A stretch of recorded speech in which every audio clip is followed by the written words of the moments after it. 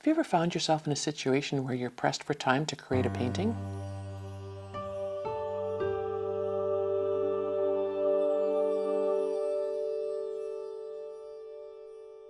I'd like to thank the Process Art Discovery audience for joining me today. I'm Lynda Norman. I'm a watercolor artist in the beautiful province of British Columbia.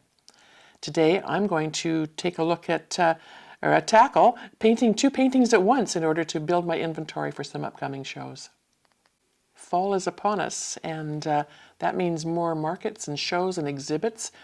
Fall season is really the time where painters and crafters and people get out there and show their work, and people are out looking for beautiful hand-painted treasures to either enhance their own home and own little gallery, or for gifting.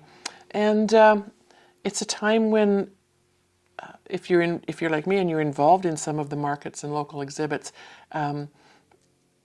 your inventory can really suffer, which is a good thing in that respect. But sometimes it's hard to keep up with the demand of keeping the paintings fresh and ready to go, and replacing ones that have sold.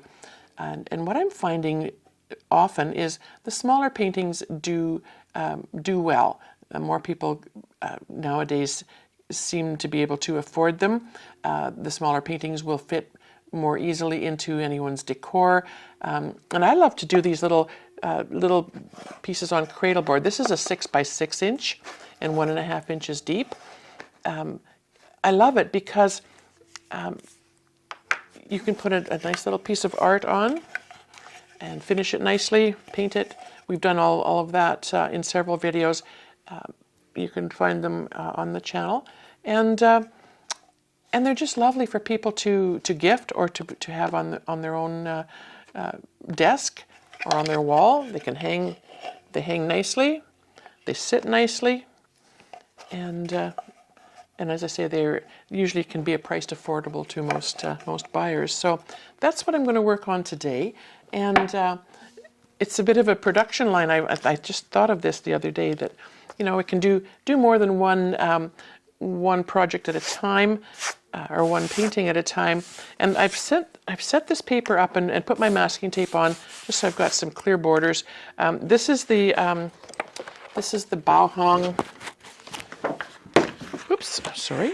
This is the Bao Hong Artist's Watercolor paper.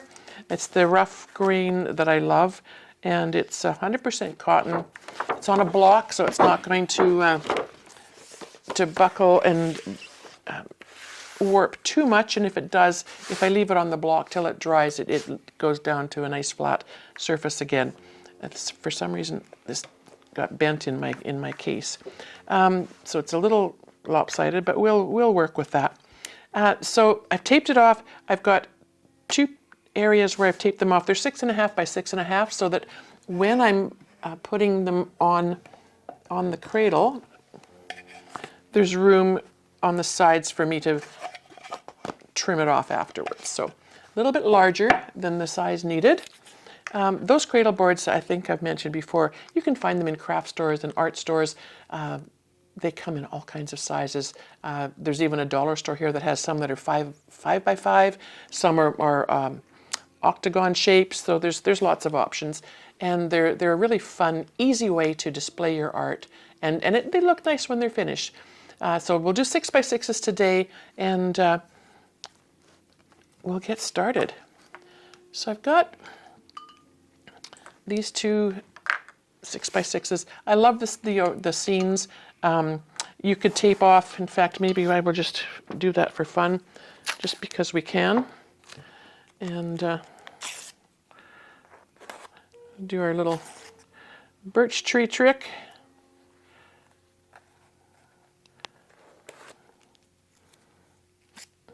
Doesn't take much to get a tree happening.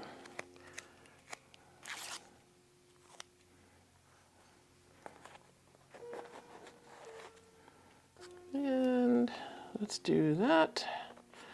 Nice little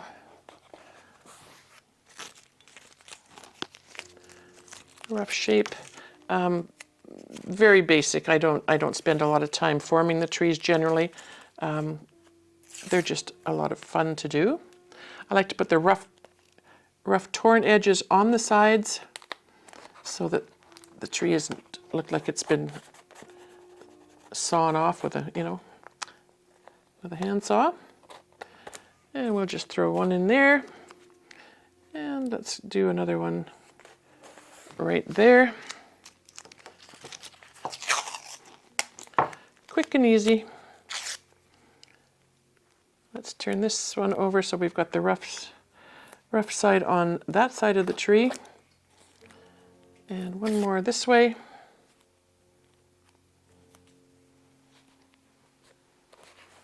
Like I say, these don't have to be picture perfect because you can paint around and do different things with them. And then maybe just for fun, the rule of thirds, we'll just throw another little guy in here like this. And we'll paint around that. Okay. Using my 3-line solo brush. These brushes are available from Watercolor online, Michael Solovyev. I did manage to take a little workshop with him last spring. It was wonderful. He's a brilliant watercolor artist from Canada, and he has an online store, so you can buy his amazing products. So, let's see how we can do 2 paintings at once. So, we'll get all the water. I'll do these afterwards. I'll turn those little pieces that were extra into bookmarks. I just wanted to optimize the paper and use it all up. So, and bookmarks are always a nice handy thing to have on hand. As I mentioned before, I think a lot of my friends paint bookmarks and give them along with their paintings when they sell them. So that's always fun. So this one will make some sky and some mountains and some shrubbery happening. This one I want to do more like the one that I had shown you there in the in that example. So we'll get some paint in there for a sky that will be happening soon, some clouds. And in this one, I'm going to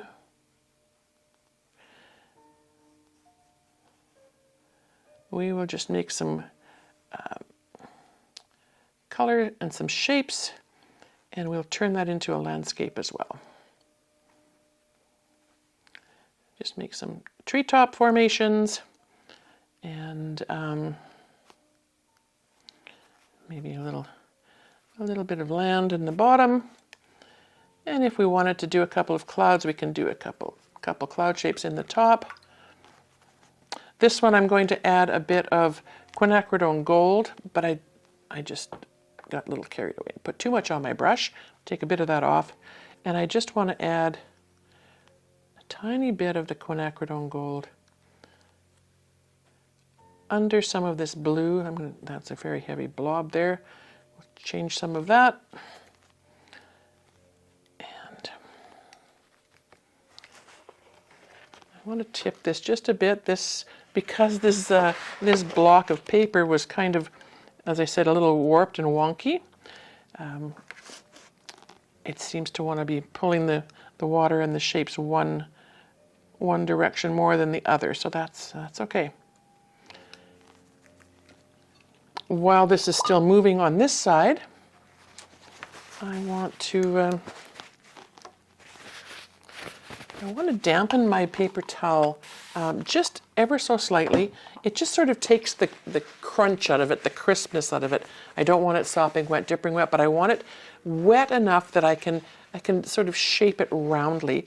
And then when I go to dab out my cloud shapes, I can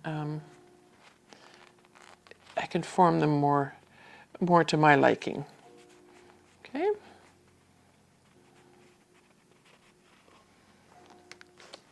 And then this one too. I kind of almost don't want to dab this one out because I love how that pigment is just sort of gently coming in. I'll keep an eye on that. If it starts to blossom or bloom or look a little irregular, then I will use my paper towel just gently to encourage that from becoming a blossom or a bloom. Okay. Or if these blend together, I might use my paper towel to just keep them from doing that. but I love how that is just sort of evolving on its own. It almost is painting itself. So I can get back to this guy and throw in some mountain shapes. I'm going to go with my Mayan dark blue, my go-to. And I think we'll make this a little bit of a mountain shape on this side in the background, and a little bit there with some trees. I love doing this type of design. It's simple and easy to do. You can see here where this Mayan dark blue is sort of finding its own way through the water and the moisture, and it's really quite amazing and quite beautiful. Well, one more dab, just one dab with my 3-line solo brush, just to pick up some heavier pigment. I want to make some tree shapes in the background. Nothing really specific, just the indication that, yeah, maybe there's a treetop there. This side is quite wet, and there's a bit of a little valley happening there with where the water is settling in. So I'm just going to add just a few treetops on this side as well. These brushes are wonderful because they will come right to a very sharp tip on the end when they're wet. So they can really be helpful to make these lovely trees. And we want things to be a little bit uneven. Maybe there's some shrubbery sticking up there. I'm almost hesitant to do anything with this because I love how that water has combined there. I'm just going to go in very lightly, tapped it into my Undersea green now, and I'm just going to lay that in on top of the Mayan dark blue. The Mayan dark blue will dry, almost a smoky gray kind of color, and the Undersea green will just give that indication that there's actually some greenery happening in those trees. And again, a little bit on here for the shrubbery. Keeping an eye over here on this other painting, it seems to be doing quite nicely on its own. Gotta love it. Gotta love it.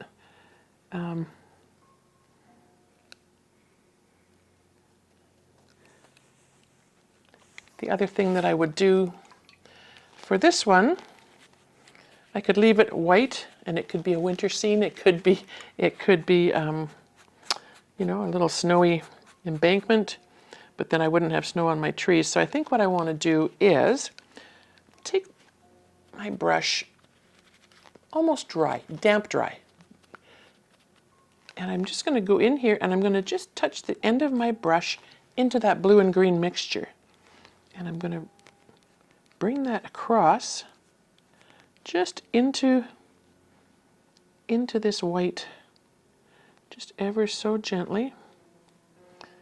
It's still wet enough that this will all dissipate, but I do want it to be not stark white. So we'll leave that just there, gentle. The light is reflecting. That white will show that. I like that my clouds are kind of sitting there where I formed them. They're very interesting. At this stage with this one, I probably would want to add just the tiniest bit of Quinacridone Gold. And that for me, just a tip of my brush. But when I put that in the foreground, you can see where it pushes away those other colors and adds some brightness and some interest and some shapes.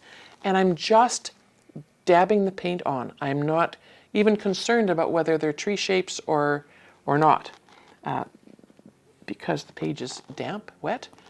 The pigments are wet. They're granulating. They're going to move. They're going to find their own way and basically paint themselves.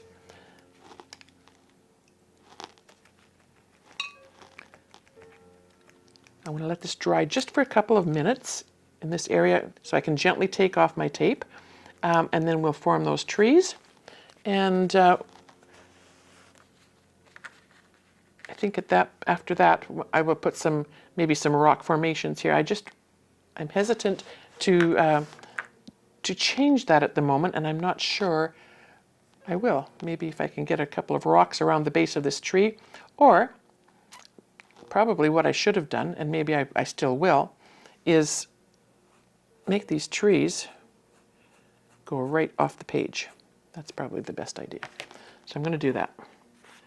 Those will be coming up from the foreground that isn't on the page. And then I can leave that. I love that it's got kind of a bit of mystery and shady nothingness, really. Leaves quite a bit to the imagination. All right, we're going to let that dry for just a moment. I'm going to go back to this painting, and I'm going to grab, I don't think I want one that fat. I'm looking for a bright brush. So it's these stiffer bristles, acrylic kind of brushes. They have a fairly fine tip on the end of them. And and there's different sizes. And I think we'll go with this one to start with, and we'll see where that takes us. Maybe there's another one here. There. Oh, same size, just a shorter handle, easier to handle. I won't be poking myself in the eye with it. All right, so I've wet the brush, taken off the excess moisture, and oh my gosh, there's a little hair. We have a puppy. She's a mini Aussie, and her hair is quite fine, and it tends to show up everywhere. So I just want to come in and create a couple of lines where it looks like maybe there's a bit of a, not necessarily a shoreline, but maybe a field. This could be, you know, not necessarily a winter scene, but maybe a nighttime scene. And we'll just bring that across so that we do have a bit of a horizon. And this area here, where the pigment has sort of dropped, flowed down into that water a little bit, I love using those opportunities as sort of a reflection and a shadow in the land. So if you can take your bright bristle brush and just pull out the tiniest bit of pigment, it gives you that indication that there is a break where the shrubbery or the rocks or whatever is in the background ends, and your shadows can kind of move forward into your design. And this looks like there maybe could be some rocks over here forming. When I do this style, I tend not to get in there and do too many other things. I like to leave a whole lot of it to the imagination. In the other example that I had there, I actually did come in with a little bit of the gold, and we can certainly do that. I think what I will try is, and maybe, yeah, I'll stick with Quinacridone Gold. I love how that works. And just the very slightest bit on my brush. And I just want to work a tiny bit of that into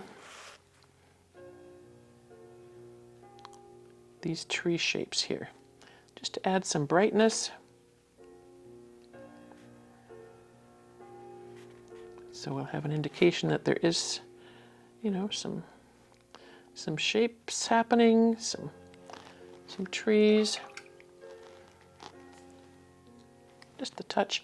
Now I should have said I'd rinse my brush. I have a paper towel pad sort of set up underneath my containers of water, and I rinse my brush. I brush a couple of times on the paper towel just so that my brush isn't dripping. I don't want to add more water at this point to my painting because there's enough water on the page, and once it gets to this level, and you start adding a lot more moisture to the page, that's when you get your blossoms and your blooms, and then you've got to do a lot of damage control. So I'd rather spend my time painting and creating rather than trying to avoid or trying to fix other things. So this yellow kind of, it reminds me of perhaps even like willow trees or something in the background, something a little lighter and brighter.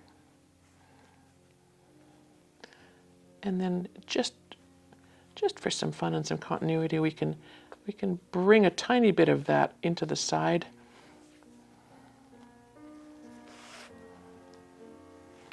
But I wouldn't bring too much in there. I just want that to be showing up a little bit on the basis of those shrubs or those trees. Now I've made a line across there for the horizon, so I just want to soften that a tiny bit and maybe bring some of this.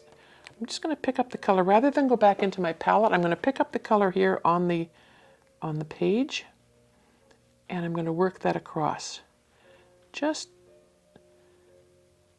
bringing it in gently and softly.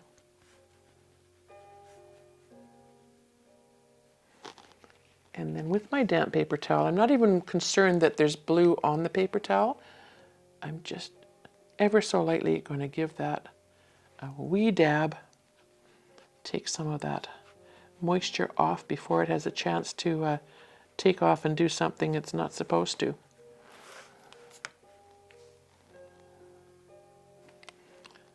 And I think just because this side looks so different than that without the level of trees moving up, I'm just going to add, with my Mayan dark blue, I'm just going to go in and try to add just a couple of pointed, very pointed tree shapes. And with this Lebanson brush, I'm able to do that. It's like a fine pen almost. I can make those lovely little trees and the points on them, and add that too. So I'm just, yeah, put a few of those in. That'll sort of tie things together. If I wanted to, define things a tiny bit more, I can just go in and add a few more tree shapes to what's happening over here. And I think this one's done. It's formed its own little rock assembly over here, and these shadows have come down nicely, and I kind of like how that's happened. Now we'll go back quickly, and it's still a bit damp. I shouldn't have attacked that quite so vigorously, because your paper can rip if it's damp when you're taking your masking tape off.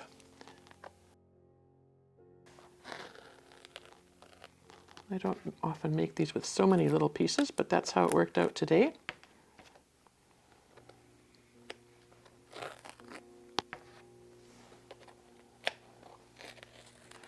Low and slow down to the page.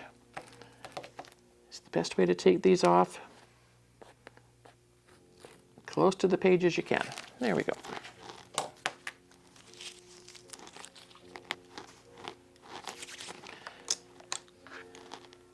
I think with this one, I'll come back in and I'll do my shoreline definition after I get this bottom of the tree area done. And our little plastic tab to the rescue. And we will start with our trees. And I very often will use just the colors that are in my painting, but adding just one other color. And often the moon glow is a nice one. I like to add that in. So I'm just going to go down. Remember I said we were going to move these trees right to the very bottom of the page. So that's what we're going to do. Shape those little bottom areas a little bit with the moon glow. So this is just a plastic tab. This is off a bag of lemons or something. Sometimes they have little nibs on them, so I just take my X-Acto knife and just quickly flick those off. And then I'll take a sanding block and smooth the edges. And you can also make the end of it. Sometimes they're a bit thick. You can fine tune that. lots of different ways to shape it if you want to. And we'll just make a few shadow marks with this in the Moon Glow. It's a Daniel Smith paint. Beautiful, granulating, just a lovely purple color.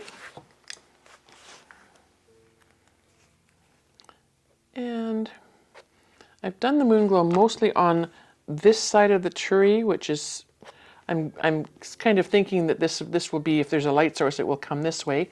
So we'll leave the shadow side of the tree on the left. And I think we're pretty happy with that. And just want to make sure that I've got the trees going right off the bottom of the page.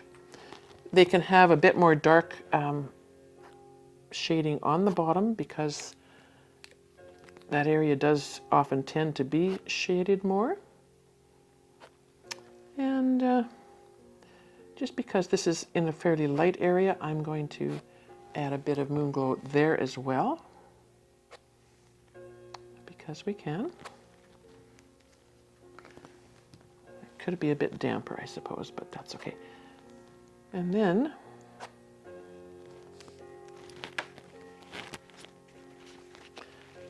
with, I think this time I'm going to go with the, I think this is a half inch bright. Does it say that? Doesn't.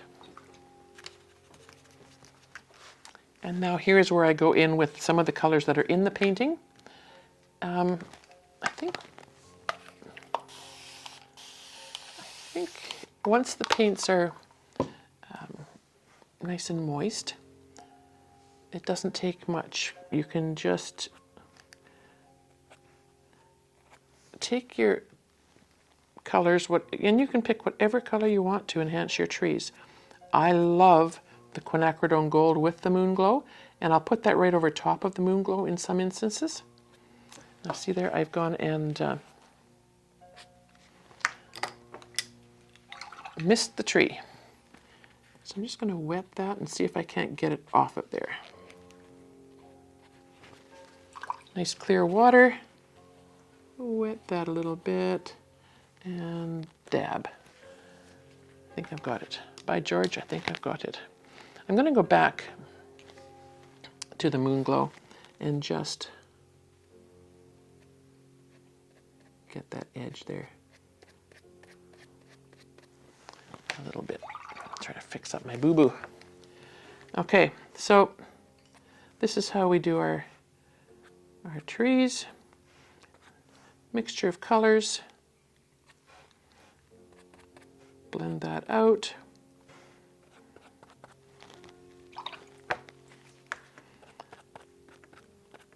And I mean, it's up to you. They're your trees. You can embellish them as much as you like.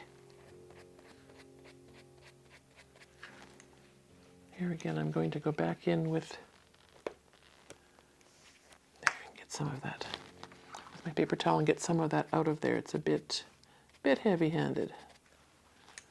And here I want a cleaner portion of my paper towel, in case I missed the mark and dab off into the sky area. So once you've laid in those pigments on the edge with your credit card or your plastic card, you can go in with your damp brush and pull those out and move them across the page and add little marks here and there to make them more natural. The gold can be left dark in some places. I like that.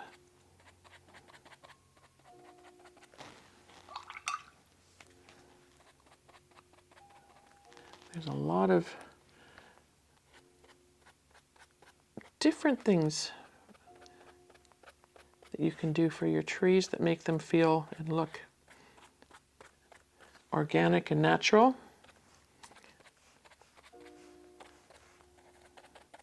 I think this fellow here just needs a little bit more gold, and I'm not going back into my palette. I'm just using what I've got on the trees.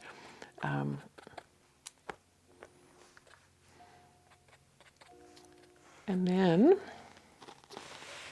as we do, we turn it this way, and just with a fairly, I won't say dripping wet, but you want it to be wet enough that you can actually pick up that pigment on the sides that you've laid there with the credit card or the plastic tab. This is, if this is your light source, you do want to bring more of that that goldy color in. You'll find that the Quinacridone Gold and the Moon Glow sort of blend to make their own greeny gray color. It's really quite lovely.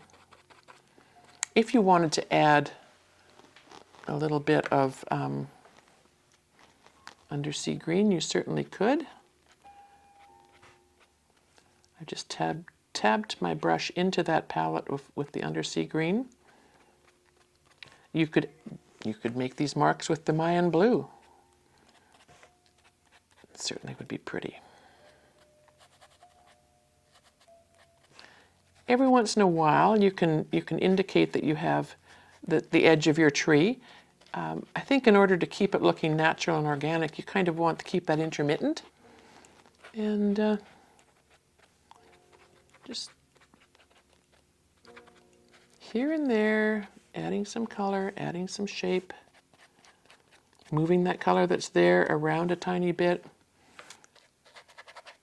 And I think, I think I'd be happy probably with those trees. They look okay upside down. We'll see what they look like this way. Yeah. This one has, I was a bit hasty with my tape, and I didn't move it over far enough. So I'm going to alter the side of this tree a little bit, and I'm going to make it a little wider because I can. And then to just lighten that side just a tiny bit in places, because I don't want it to look like I've taken a felt pen or anything and marked it down the side. I'm just going to do that. All right. This this could be, where the land just sort of comes down into this water. I'm going to, with a damp brush, again, just pull out the tiniest bit of pigment. Keeping these lines as straight as possible. I have, I have an issue with that. Sometimes I do get a little bit crooked, but irregular and as straight as possible, but in, irregular lines. And we can just sort of carve what this natural edge of the pigment here into a bit of a shoreline. And then this beautiful part that I had loved so much can be left as part of that water. I'm guessing this is water. I never know sometimes until we're at this stage whether it's water or meadow or what it is. I'll just soften these little brush marks a tiny bit, and a little bit more here. The Mayan blue does lift quite nicely. Actually, all of these colors do lift very nicely. And you can just go in and pull out the shoreline, and it doesn't take much. With this one, I'm only going to do a couple of little small spots for the shoreline, because I want those bushes to look like they've sort of tumbled over the edge of the shore and are hanging over the water a little bit. So that's, I think all of these that are coming from my imagination come from the years and years spent as a young person, as a child, with my mom and dad camping and spending time in the hills and around the mountain lakes in the Okanagan Valley. It's pretty spectacular, and I just sort of have an affinity for that. That's where my eye gravitates. When I was in Scotland, the same. And I was only there for 2 short weeks, and but even now, if I see a photo of any place in Scotland where I was, I know exactly where it was. I can almost relive that moment because that visual sensation of being there is sort of locked in my memory. So I'm always happy to be able to share that, and it comes out a lot in my paintings. But you can see here where these pigments, all on their own. I was busy over here. This actually formed a beautiful shoreline, and now we have two paintings. And I'd be happy to frame each of these on a cradleboard.